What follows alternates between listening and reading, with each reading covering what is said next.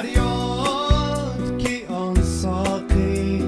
شکر لب سرمست دانست که مخمورم و جام نفرستان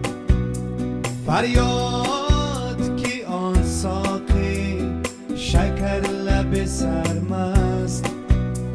دانست که مخمورم و جام نفرستان دیرست که دلدار کلامی نفرستان نان ری سلامی و کلامی نفرستان